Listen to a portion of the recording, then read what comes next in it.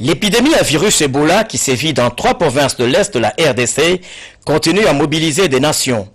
La dernière en date, les États-Unis d'Amérique qui viennent par le truchement du secrétaire d'État américain en charge de la santé et des services humanitaires d'annoncer leur appui à la RDC en soutenant les efforts locaux et internationaux. Le pays de l'oncle Sam et le Congo de Patrice Emery Lumumba entretiennent depuis des lustres des relations dans plusieurs secteurs de la vie sociale, notamment la formation du personnel sanitaire spécialisé dans l'épidémiologie.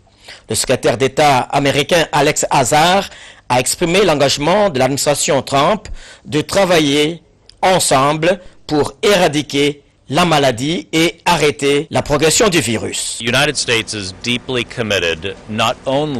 gouvernement américain est très engagé aux côtés de la République démocratique du Congo, pas simplement pour maîtriser ou contrôler cette maladie à virus Ebola, mais également pour renforcer le système de santé dans son ensemble, afin de faire face à des maladies comme la rougeole, le paludisme et beaucoup d'autres affections, et renforcer le système de santé dans son ensemble. Voilà, donc les États-Unis constituent le plus grand partenaire d'aide à la RDC dans la lutte contre cette maladie à virus Ebola. Notez que les États-Unis ont déjà contribué pour environ 150 millions de dollars dans cette lutte contre la maladie à virus Ebola. Et ils ont également contribué pour environ 230 millions de dollars pour le développement du vaccin, mais également des thérapeutiques, donc des médicaments qui pourraient aider à soigner des malades qui souffrent d'Ebola. Le ministre congolais de la Santé publique nouvellement nommé par le gouvernement de Ilunkamba, M. Eteni Longondo, s'est dit satisfait des relations entre les USA et la RDC et a promis de faire parvenir aux patients victimes de la maladie à virus Ebola l'intervention américaine et le vaccin découvert par l'équipe des chercheurs. On a parlé de la coordination des aides qui viennent parce que les Américains sont le plus grand bailleur dans cette lutte ici, mais nous recevons aussi quelques aides par-ci par-là. Il faudrait que ces aides soient coordonnées. Et nous allons prendre notre leadership et nous avons promis aux bailleurs de fonds, aux Américains, que nous allons nous assurer pour que l'argent, les ressources que nous recevons puissent arriver au niveau du patient. C'est-à-dire, vous avez entendu parler de business au niveau d'Ebola. Avec mon arrivée au niveau du ministère, je crois que je vais faire tout pour que ces ressources-là soient très bien utilisées et que l'Ebola disparaisse.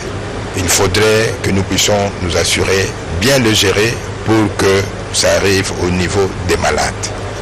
Le secrétaire d'État américain de la Santé et Services humanitaires prévoit au cours de sa mission de rencontrer les autorités congolaises et de se rendre dans les zones touchées par l'épidémie, puis éradiquer. Une réunion avec les services techniques pour passer en revue les projets de loi des finances 2020. Le vice-premier ministre en charge du budget, Jean Baudouin Mayomambeki, a réuni les experts de son secteur pour jeter les bases de ces projets de loi, en dégager les grands axes à la veille de l'ouverture de la session budgétaire au Parlement. La deuxième préoccupation était relative à la préparation du budget de l'exercice 2020. Nous continuons la réflexion et nous allons soumettre notre note à son Excellence Monsieur le Premier ministre qui nous donnera des instructions pour la suite afin de saisir, c'est lui d'ailleurs qui le moment opportun après délibération du Conseil des ministres saisira le Parlement.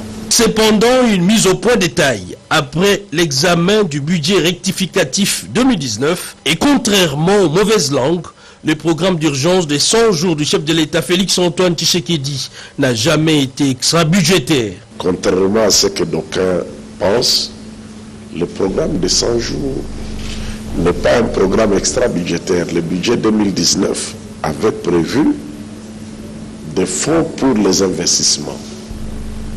Donc, c'est un programme qui s'insère bien dans le budget 2019. Un état des lieux sur le projet de loi des finances 2020 qui a permis également d'examiner un certain nombre d'actions à réaliser, notamment les travaux techniques avec le Fonds monétaire international dans le cadre de la mission de consultation au titre de l'article 4. L'opération avance graduellement et touche chaque quartier de la commune de Ngaliema. Kinbopeto, mot d'ordre de l'autorité provinciale, pris à bras-le-corps par les responsables des municipalités de la capitale, les cas ici de la commune de Ngaliema où le bourgmestre de cette entité administrative, Dieu merci Maïbanzi Luanga Divengi, a donné un coup de balai à DGC Barré. Le message est clair, c'est-à-dire qu'il n'y aura pas de négociation à ce qui concerne la salubrité.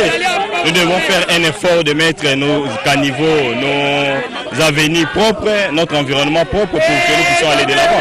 Le constat est amer. Quand vous le constatez, le constat est très amer. Les caniveaux sont bouchés, les égouts sont bouchés, les gens ne veulent pas faire les salongos, les magasins ils étaient fermés.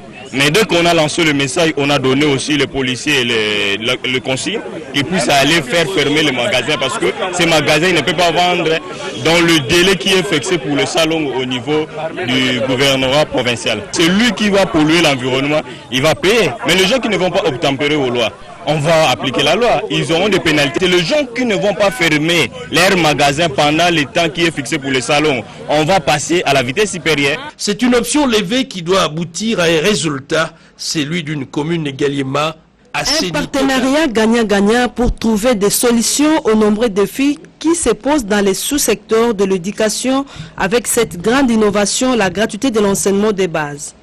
En ce qui concerne la situation des enseignants non payés et les nouvelles unités, le ministre d'État de l'enseignement primaire, secondaire et technique, Willy Bakonga Willima, accompagné du ministre de la fonction publique, Yolande Ebongo Bosongo, révèle que 34 000 non payés et nouvelles unités seront prises en charge par le gouvernement dès le mois de septembre contre 15 000 prévus initialement.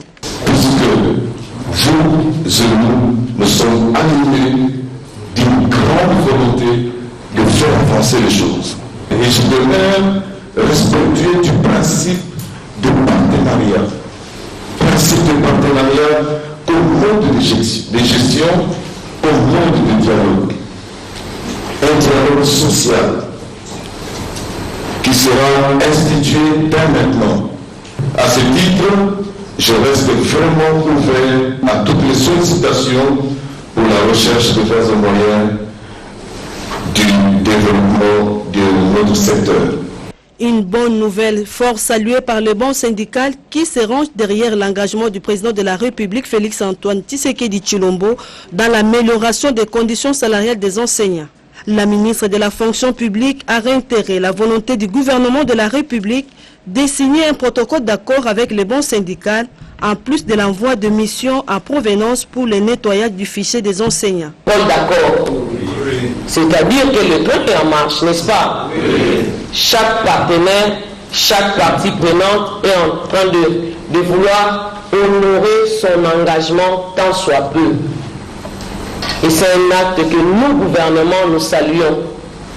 Et nous espérons que nous allons continuer ainsi jusqu'à atteindre notre objectif, lequel c'est l'amélioration des conditions de travail et de vie de l'enseignant.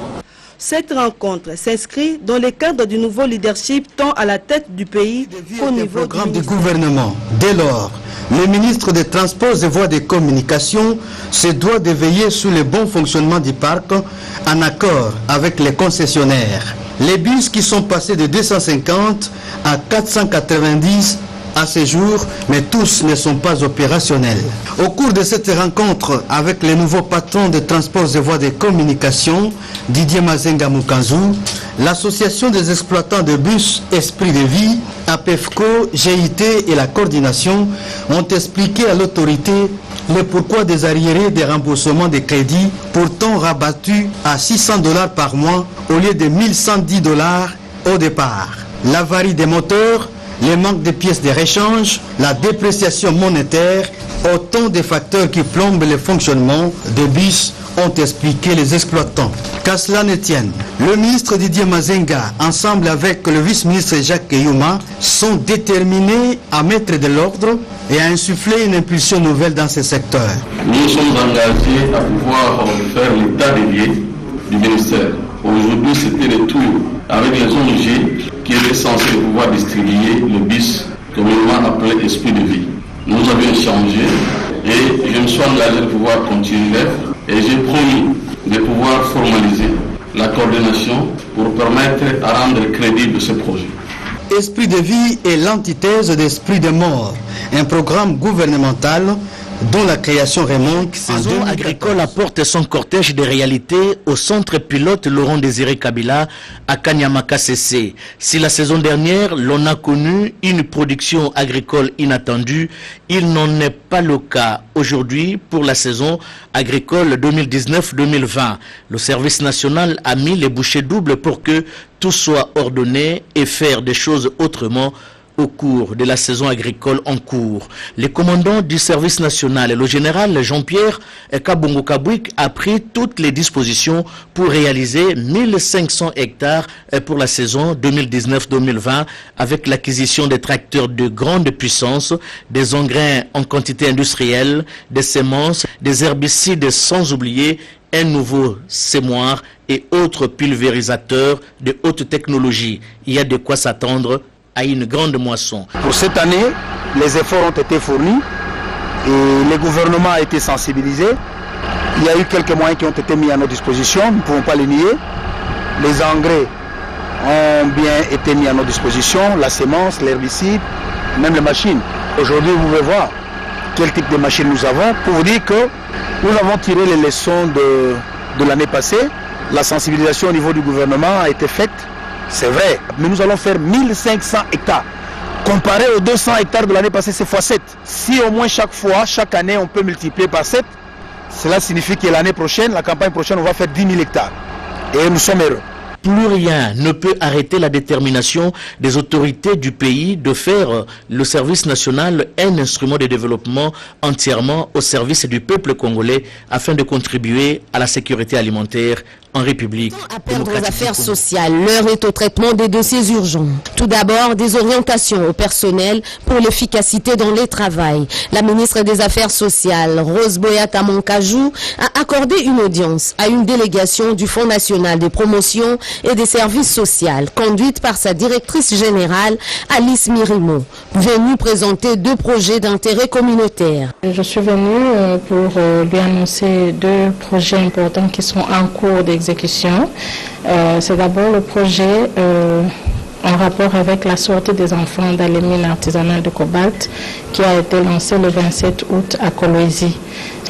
Aussi, le deuxième projet que je suis venue présenter à son Excellence Madame la Ministre, c'est le projet en rapport avec le programme d'urgence de développement communautaire pour l'emploi des jeunes et l'insertion socio-professionnelle des jeunes.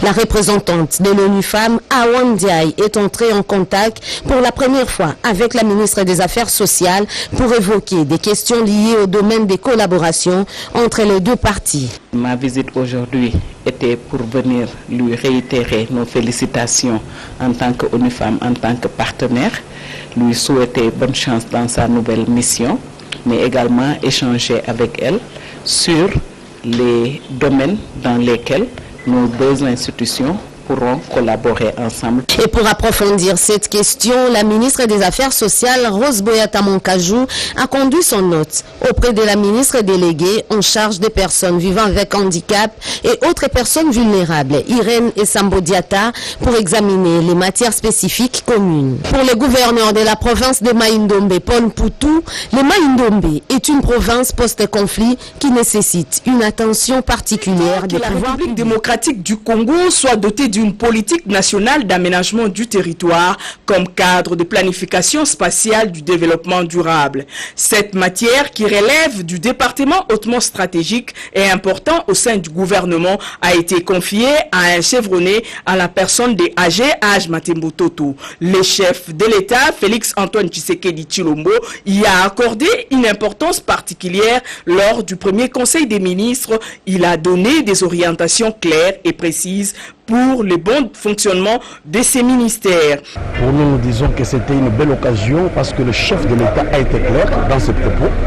Il nous a donné d'abord sa vision, il nous a donné ses orientations et nous pensons que chacun dans son secteur doit chercher à faire mieux qu'avant parce qu'il a considéré que sa vision et son action est focalisée sur l'homme, son bien-être.